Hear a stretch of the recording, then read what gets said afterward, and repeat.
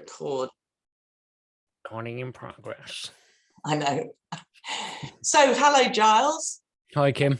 See you again. And thank you so much for agreeing to chat with me about this. So just to give people some context, yesterday you came along as a participant on one of our regular 2-hour webinars, which was all about the work that we're doing in Heart Community Group around adaptation, resilience, and deep adaptation. So we were looking at the climate emergency, but not just that. We were looking at all of these different kind of interconnected predicaments that are coming at us all at once. And one of the things that I've found working with people who are awake to all of this is that it can be a struggle very often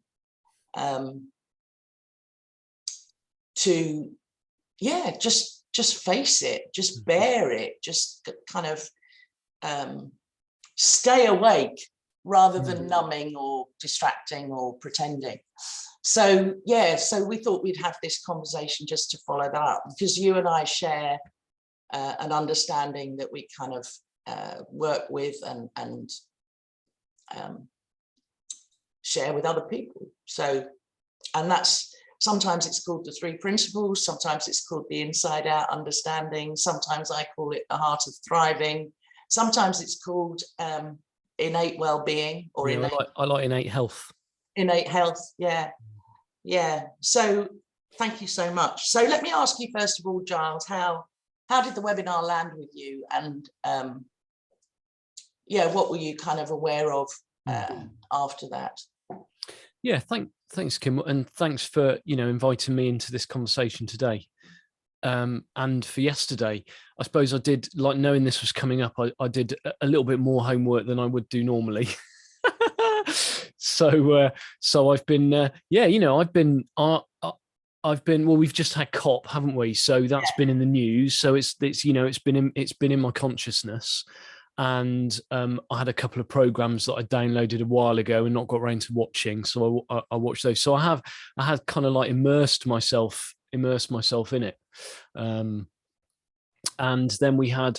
So when I came to yesterday's webinar, I suppose I was a little bit trepidatious is a good word, I suppose, and having watched all the stuff and really kind of like immersed myself in all the disappointments of COP, I suppose I was a bit disheartened, and it was really good to get into a room, online, with other people to talk about this, because it's funny, isn't it? It's something that we often that we often consume a bit privately. We're looking at our phones, or we're watching the TV or reading the newspaper, and we don't really get to have conversations about it. So that that in itself was helpful, and it was great to see all the things that other people are doing, and also how they're doing in themselves. There was one slide in particular that really landed for me that I mentioned yesterday, which is the 4 different sort of paradigms of responding to a crisis. And that kind of took me back to my I suppose to my medical days of of doing things like advanced trauma life support courses, where there's a whole load of stuff that you kind of like, you already know, but then to put it into a framework, it just, oh man, it just takes all the weight off your shoulders. Because when I looked at the 4 different columns, which is I'll just bring it up briefly. Do. So when I looked at these, it was really, really helpful for me to see that there are different ways of looking at the problem, and to see, I guess, to see where I stood on it all, really. And I was, I don't know whether relieved is the right word, but I think we've had a couple of conversations, haven't we?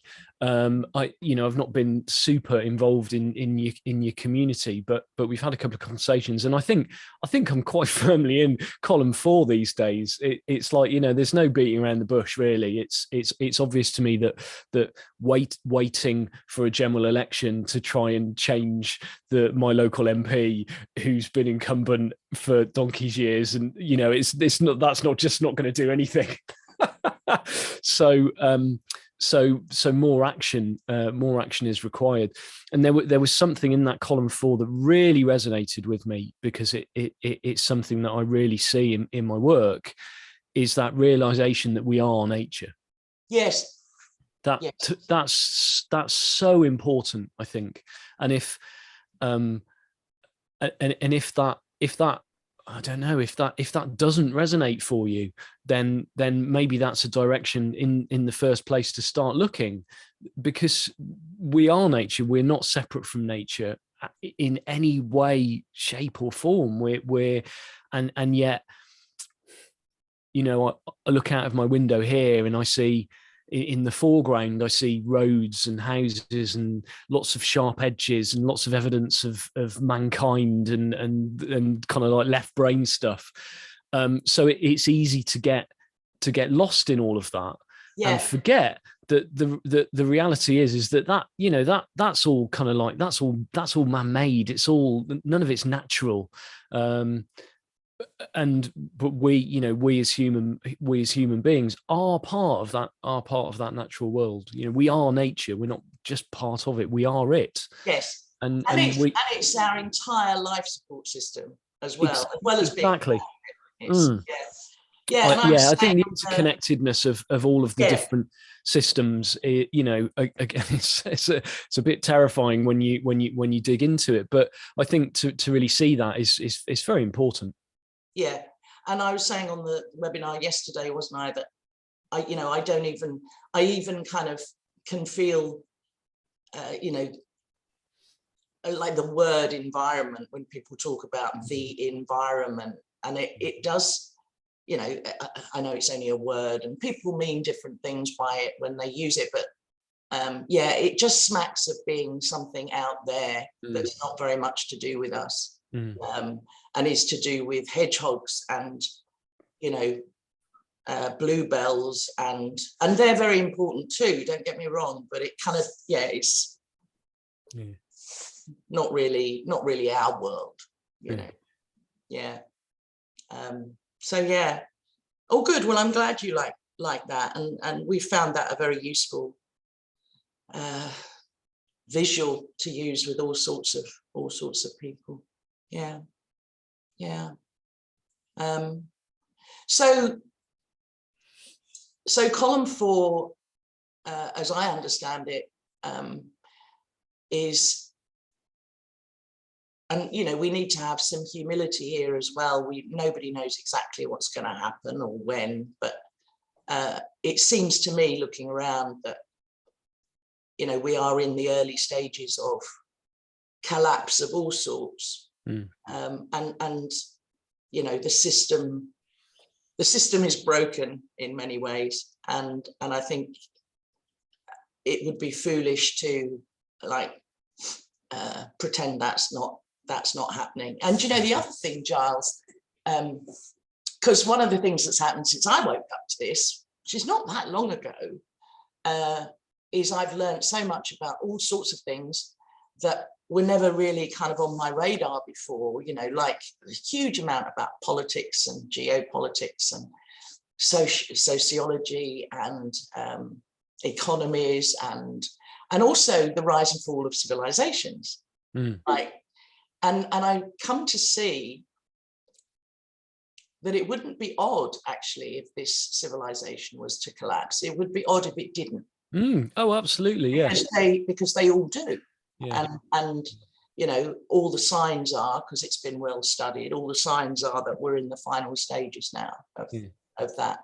But that's not the same for me as the end of humans. But this particular civilization, with all of its extractive, Homo colossus, everything is our dominion. Yeah. And we can just use it and use it and use it. And growth, consumption. Yeah. Yeah. That particular civilization, I think, has is failing, and in many ways, good riddance. And if I have hope at all now, it's the hope to transition to something that that's better. Yeah, that was another thing that came out of yesterday. Actually, was that there was a moment, I don't know whether it was in the discussion or the presentation, where you said something along the lines of, there's an opportunity here that it's easy to get mired in disasterizing, but what's on the other side of that potentially it is something like really beautiful, just something that we can't even really comprehend at the moment. And when I got into this, the line of work that I'm in now, and I can see how people and communities and societies can potentially change. Again, I was reminded of kind of like almost like and this is going to sound a bit weird, but almost like the career change process, where when everything's kind of okay or just a bit meh, nothing changes. Everything just carries on. And but periods of intense personal change occur when you hit rock bottom, essentially. It's like, oh my word. And that's a very human thing, isn't it? Like to leave things until everything is absolutely terrible. And then you have these profound shifts. And I see those happening, if you look back through history, all the different revolutions that there have been, like the Industrial Revolution and the Information Revolution and everything. Well, maybe I'm fingers crossed, I'm hopeful that we're at the bottom of one of these enormous troughs in history, and that we're going to be climbing out the other side, and what is on the other side is something much better. Certainly, potentially, yeah. So let's come to this main question then, that really I'm so fascinated in exploring what is it about the understanding that we share, the innate health, innate resilience understanding, how specifically, and we can talk about a few different examples, how specifically does that help us to stay awake and to see the reality of what's happening without falling over, without freaking out, without going into complete fear and panic? So to retain our creativity, our clarity, our resilience, our well-being, our ingenuity in the face of all of this. That's really what I'm most interested in. Yeah. And I've noticed that, again, people, well, they probably sit on a normal distribution curve, but some people I speak with find that, the people vary in terms of how well they are able to do that, seemingly. And I speak to a lot of people who just find it so unbearable, probably because of the stories that they're making up in their head, that then don't look like stories, they look like truth, but are just unable to look at it. And it's kind of like, no, I just can't. And even if they saw a headline in, on the BBC that even mentioned climate change or mentioned anything, it's like, no. And that kind of, I respect their right to do that, but it's what is that difference in knowing for you? I suppose in that scenario, that's I mean, I think it's important to an important starting point for me is to see that everybody's doing what makes sense to them in any moment. So if you pick up the newspaper and there's a climate change headline and you instantly put it back down again, it makes sense to do that because there's something about reading about that scares you, essentially. It's like, well, hang on a minute, that's, or it it feels irrelevant because there's a story going on there that that you can't do anything about it, and so what's the point? So I think it's subtle, but seeing that we're all doing what makes sense is really important. So then really it's a case of changing what makes sense to people, isn't it? Yeah. and to me that that happens through these little light bulb moments, that happens through having insights around things, and specifically when it comes to this understanding that we talk about, it's having insights around exactly how we're experiencing the world, how we're experiencing climate change, how each one of us is experiencing climate change. Because sure, I could wake up every morning, and I mean this happened a few months ago. I went through a phase where things weren't really going how I wanted, and I was in a sort of a bit of a sustained low mood. And every morning I'd got into this sort of routine of looking at my phone, reading my RSS feed, and then going to the news. And I was reading the news like first thing in the morning, and then I was getting up and I was in quite a foul mood, and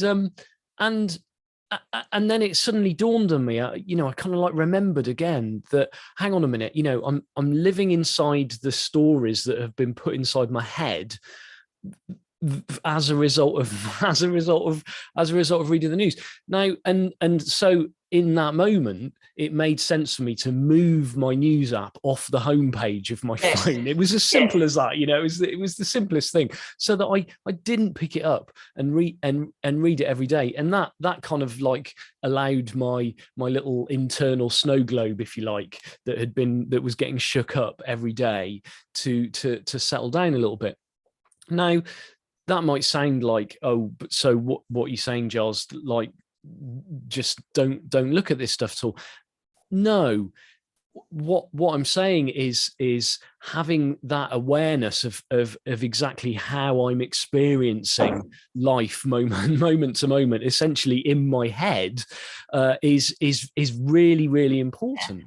Because the more that we see that, and the more that we sort of let go of the stories. I mean, one of the 4 R's of deep adaptation is relinquishment, isn't it? And one of the things that we can relinquish is the stories that we're telling ourselves about, I'm not doing enough, or there's nothing I can do, or it's all pointless.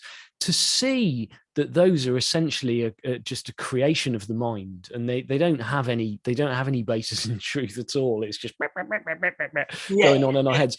And the more we can let go of that, the more that we find our innate health, we find our resilience, we find our common sense, we find our wisdom, we find our creativity, which, surprise, surprise, is there all along and doesn't ever go anywhere at all. It only ever gets drowned out by the rabbiting that's going on in our heads.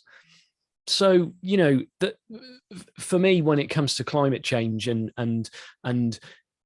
remaining engaged, if you want to remain engaged, well, know what that engagement process actually means, and know how it works, so that you don't freak yourself out.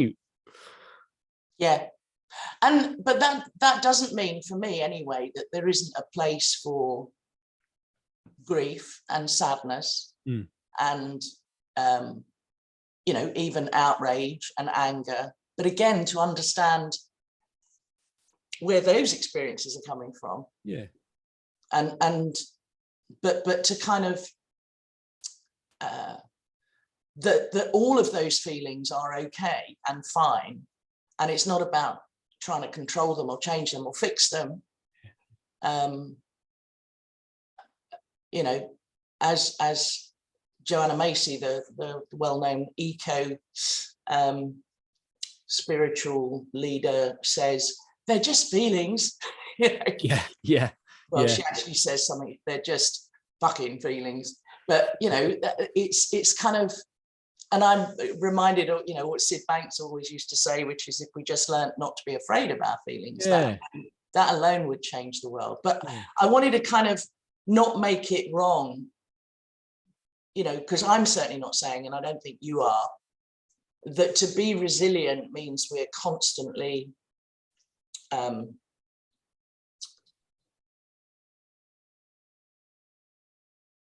in what I suppose society would call really positive feeling about everything.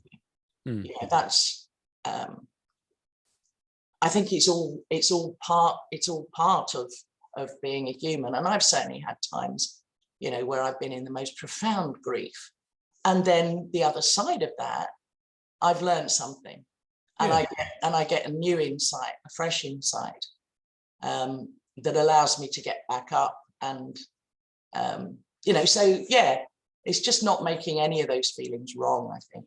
Yeah, and I mean, the looking at the root of the, I mean, what resilience actually means is to jump back, and I think if we can see, again, it's another of the 4 R's, isn't it, of deep adaptation, resilience, and if we can really see that resilience is innate, resilience is built into us. You know, we can't be.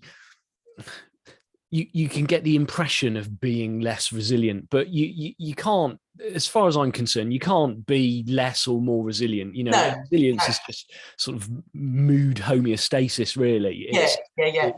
It's being sad. It's being in grief. It's not being scared by it, because it's just effing feelings, isn't it?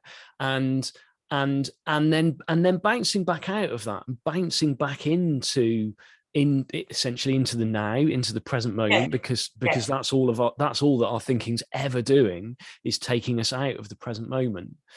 And being open, being in that much more receptive, open, outward looking, connected space where good ideas come from, and you know, really, really good quality action comes from. Instead of being in fear and lack and concern and worry, and not really letting your resilience bring you back to the good place. When, I mean, I don't know about you, but if I'm in a low mood and I'm very fearful, and I've got this real sense of lack, and I feel disconnected and separate from everything, I tend to make fairly shit decisions between you and me. It's like, you know, acting out of fear is, I can't ever really see that as a good thing. And yeah, like you say, you know, it's to stress that there's nothing wrong with having this. To me, that's being human. That's, you know, we're human beings, and it's kind of like the human bit is the head bit and the being bit is the heart bit. That's you know, that's how I see it these days. And we have resilience is the capacity to fall out of the head and back into the heart, and when we fall into the heart, that's a good place to act from. I love that. That's beautifully put. And I just wanted to again, I mentioned it briefly yesterday, but we've been doing a lot of exploration about denial, not the river, you know, but there's a recently made friends with a very, very gifted psychology expert, not based in this understanding. She's actually very sort of psychodynamic, and you know, but and I thought you'd be interested in this given your medical background. So she argues that denial is a necessary and valid unconscious psychological defense, and she likens it to the psychological equivalent of the white corpuscles in the blood, which are the first line of defense at the site of a new wound, and seem to provide a holding capacity, you know, in the time it takes for necessary treatment to arrive. so it's kind of, yeah, she sees that person putting the newspaper back down, like completely valid, completely innocent, and actually necessary for survival. I just wondered what you thought about that analogy with the white corpuscle. Yeah. Sort of giving your body time to catch up. Yeah. So, I mean, we're into semantics here, aren't we? And what what that woman understands by the word denial and what I understand by the word denial are probably going to be different. But there's for me that it's important to be aware, again, coming back to where my experience is coming from. And if you want to call it not taking all of that mental chatter seriously. Yes. Sure, that's kind of like, well, I'm going to deny that for sure. Not deny that it's there, but I'm going to kind of like, yeah, thanks, but no thanks. I know that's no help to me. That's no help to me whatsoever. And actually, there's no real useful data in there. No, I see it very much as it's almost like it's almost like a computer hard drive that's not connected to the internet. It's only got the stuff that we already know in there. Yeah.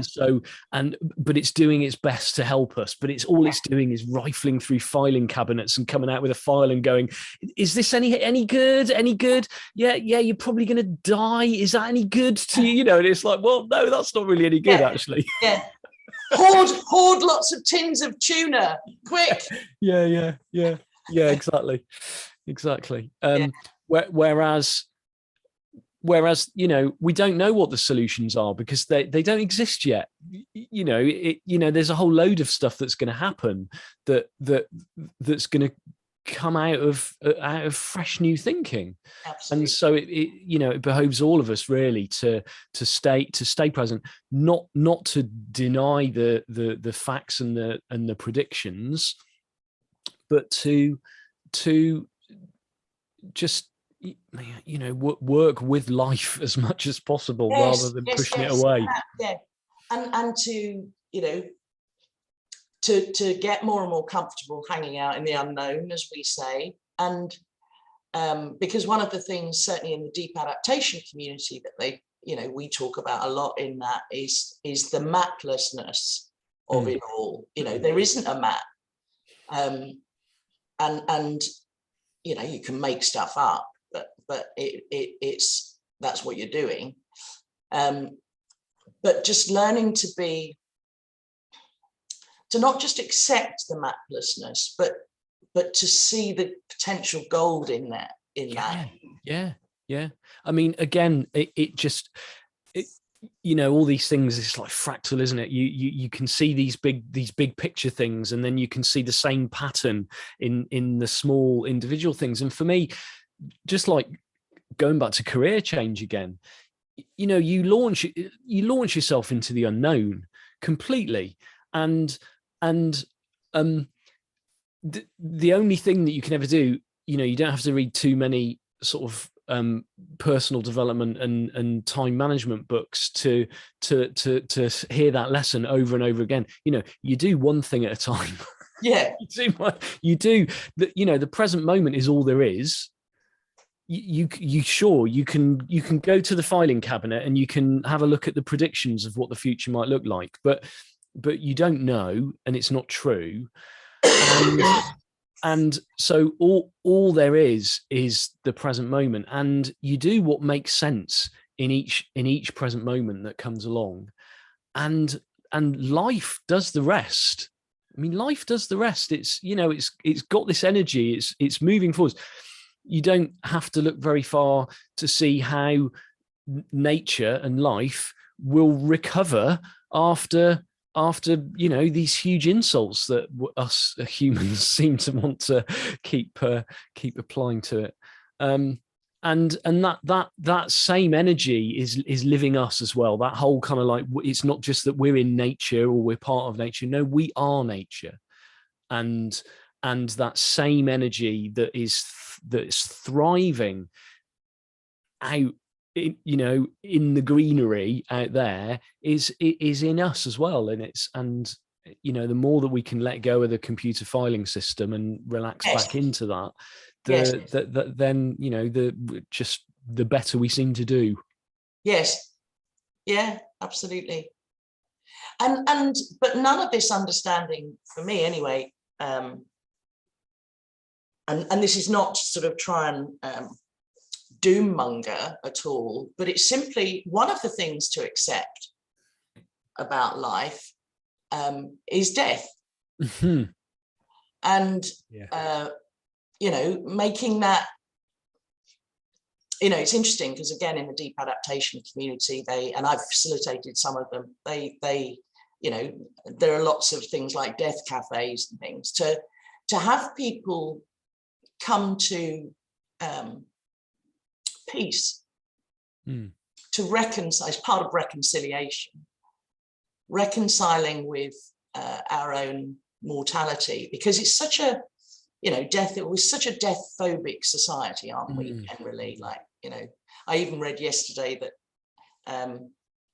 Bezos and a couple of other billionaires, they're now looking at again the kind of putting billions into the elixir of life so that we live forever. It's like, no, that's not the deal. No. I don't know where you've been, but that's not the deal. And seeing that death is part of that whole intelligence. Yeah. And it's not about being macabre, but it's really coming to terms with that. And rather than, rushing around again in fear or panic, I think, it's kind of surrendering to what is, surrendering to reality,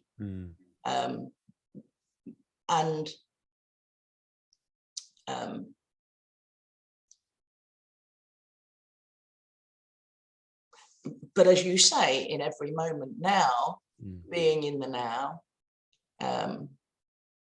dancing, singing, laughing, loving, and I often say that all of the things that have made my life truly meaningful and continue to are still here now. Yeah. And actually, if and when shit hits the fan, we'll still be here. Absolutely. Yeah. Exactly. But I guess I was, wanting, but I may also die. Yeah. Yeah. I may also be killed in some conflict. I may also not have enough food. But that doesn't negate anything I just said, I don't know if that makes sense. It does. And I can't put my finger on, it wasn't a moment where I stopped being afraid of dying. I don't know when it happened, but it's just like, well, if my time's up, yeah, whatever. So yeah, I'm completely with you on that. And I think it's the richness of life is available in any circumstance. Yeah. I mean, I just, this is a really silly example. I don't know why it's come to me now, but when we went on our honeymoon, we bought a clapped out old camper van, and we drove it down to Morocco and back again. And the most memorable moments were the disasters. Yeah. When we broke down and we had to throw ourselves at the mercy of the locals to help us out. Now, in advance, we were doing everything that we possibly could to avoid that from happening. And then when we were out on the road, and it happened 3 times, and it's the three bits of experiences almost, yeah, where you know, the beauty of humanity and being connected to other people really, you know, really came to the fore, and people were like bending over backwards to help us out and keep us on our, you know, we were on a bit of a deadline. And I know exactly what you mean. I can think of lots of experiences like that as well. That's been, you know, that's been the juice of the whole thing. Yeah. And there's also something else about, you know, when I first woke up to all of this, I was kind of, damn, you know, why couldn't I, because I'm 63 now, it's like, oh, if I could have just been born like 30 years earlier, you know, and then I'd be gone when all, you know, but I really don't feel like that anymore. I feel completely, I wouldn't miss this for the world, actually, now. This whole, you know, enormous, I don't know what adjective to use, like the change, the unraveling and what may come after that. Like, I'm bloody glad I'm here for this. I really am. It's helped me to feel even more alive, actually.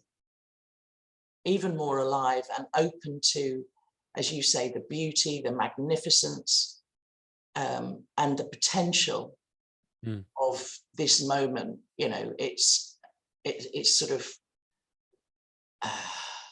yeah, I wouldn't want to miss this. It's our time. We're here, aren't we? Yeah. We're here.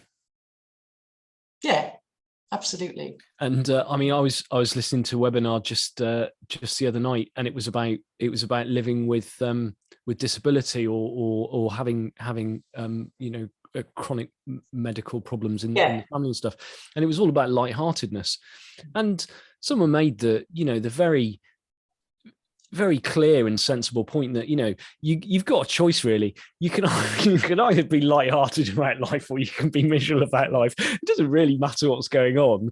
You know, this is what you've been given, and you know, this is the time that we're borning.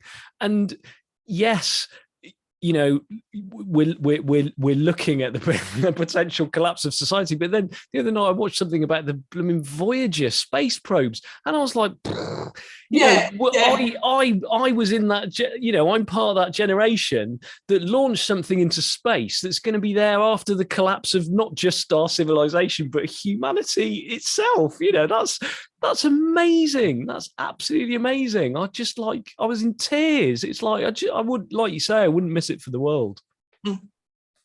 Yeah, fantastic. So what is it? Just, and so for people who are kind of operating still in the innocent misunderstanding of how the human experience works, what are one or two or three, couple of things for you that really make the difference, that makes the difference? There's two key things that I think to really look in the direction of, and it's only ever about becoming more aware of these things. And the first thing to become more aware of is how we're actually experiencing life. It's essentially in our heads. That it's a like this internal creation. You know, think back to this little story I told about, you know, picking up the phone, which is just a bunch of pixels, dots of light and stuff. Well, that's being created into this little version of reality in my head. If I show that same story to someone else, they'll have a totally different experience of it. So to become more aware of how much of our experience is a mental activity, and to really keep hold of that little analogy I used, or metaphor, I don't know what it is, of the computer filing system, of all it's trying to be helpful. You know, the commentary that you get in your head is trying to be helpful, but it doesn't actually contain any new, fresh information, and it can very safely be ignored. life actually works a lot better when you ignore that chatter in your head, and to become more aware of that, I think is absolutely key, because people are living in it. They think it's real. They think it's them.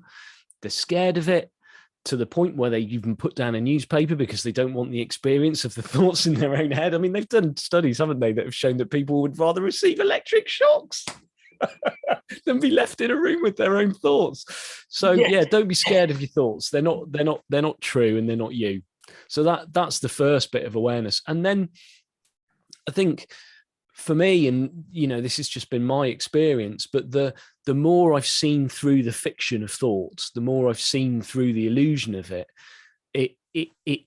that's when I have become more aware of who and what I really am.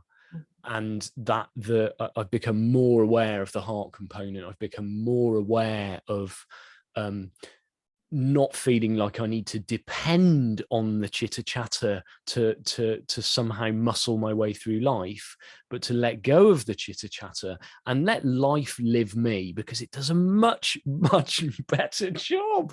Because that's when I'm creative. That's when I feel connected to my fellow humans.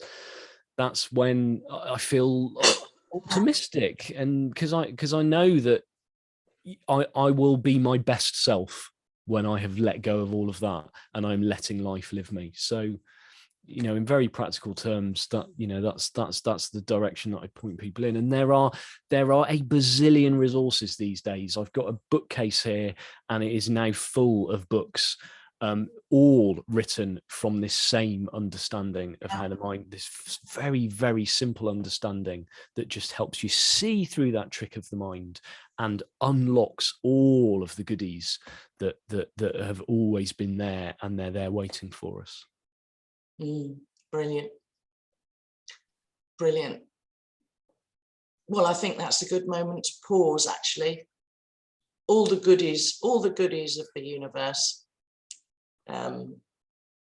Yeah, wow. Thank you so much, Giles. You're very welcome. Thanks for inviting me. And look forward to seeing you soon. And I'll just stop the recording there. Bye-bye.